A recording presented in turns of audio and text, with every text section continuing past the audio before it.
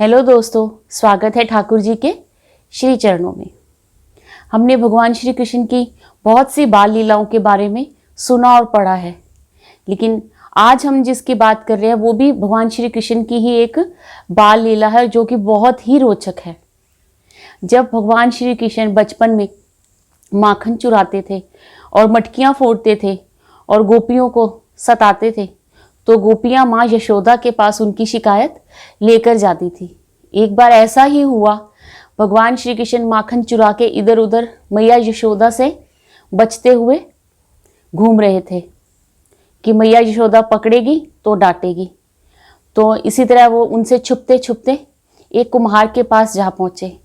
कुम्हार ने जब भगवान श्री कृष्ण को देखा तो वो समझ गए, क्योंकि वो जानते थे कि ये परम परमेश्वर है। तो कान्हा ने बोला, कुम्हार बाबा, माँ यशोदा मुझे ढूंढ रही है मैया, तो आप मुझे कहीं छुपा दो, उनको बताना मत। तो जो कुम्हार थे उन्होंने भगवान श्री कृष्ण को एक मटकी के बड़े से मटके के अंदर छुपा दिया। मैया यशोदा उनको ढूंढते ढूंढते वहां पहुंची और कुम्हार से जब पूछा तो कुम्हार ने कहा कि हाँ, अभी मैंने उनको इधर ही कहीं जाते हुए देखा है। तो मैया यशोदा वहां से चली गई। तो मैया यशोदा के जाने के बाद कान्हा ने अंदर से आवाज लगाई कि कुम्हार जी, अब तो मुझे बाहर निकाल दो, मैया तो चली गई। तो कुम्हार थोड़ा सा मुस्कुराए, उन्होंने बोला, प्रभु ऐसे कैसे निकाल दूं, पहले मुझे भव सागर से पार उतारने का वचन दो। भगवान श्री कृष्ण मंद मंद मुस्कुराए। उन्होंने कुम्हार को भव सागर से पार उतारने का वचन दे दिया। तो उन्होंने बोला, अब तो मुझे बाहर निकालो। तो कुम्हार बोले, ऐसे कैसे निकाल दूं, पहले मेरे परिवार को, मेरे रिश्तेदारों को तो भव सागर से पार उतारने का वचन दो। तो भगवान श्री कृष्ण ने वो वचन भी दे दिया।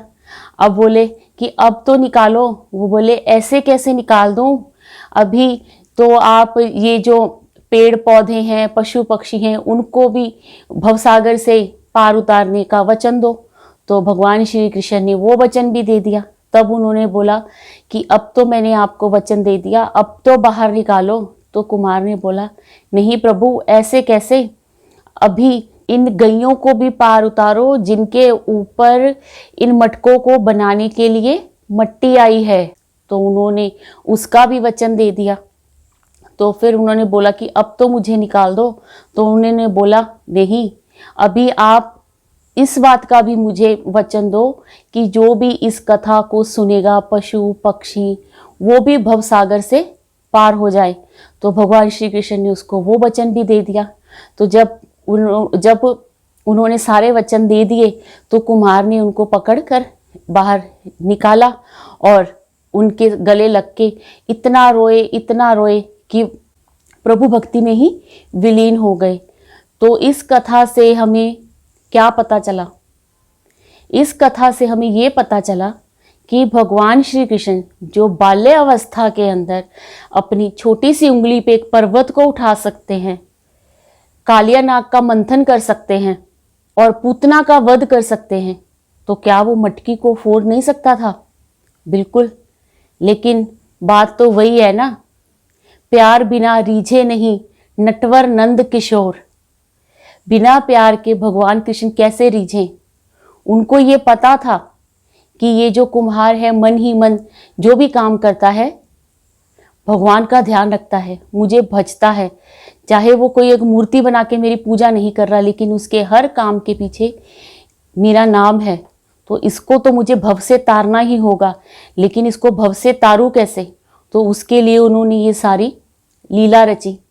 तो जो भगवान को सच्चे मन से भजता है, ध्याता है, वो भव सागर से पार हो जाता है। क्योंकि जरूरी नहीं है कि हम कहीं एक जगह बैठकर ही भगवान का ध्यान रखें। अगर आप कुछ भी कर रहे हो अपने गृहस्थ जीवन में रहकर और भगवान आपके मन, अंतर मन में हमेशा चलते रहते हैं, उनका ध्यान चलता रहता है, तो वो भी एक तरह का भगवान का भजना है, भगवान का जाप है। तो भगवान उसको भी देखते हैं, उसको भी सुनते हैं, उसको भी समझते हैं।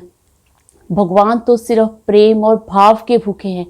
जहाँ हमारा भाव सच्चा होगा वहाँ तो भगवान को आना ही होगा, प्रभु को आना ही पड़ेगा, क्योंकि वो हमारी सच्ची भावना को देखते हैं। तो हमें सच्ची भावना से, सच्चे मन से उसे, प्रभु को याद करना चाहिए। किसी भी क्षण, किसी भी पल हम उसको याद कर सकते हैं। इसके लिए किसी भी बंधे हुए समय की ज़रूरत नहीं है। आप किसी भी टाइम बैठ के उसको ध्यान कर सकते हो।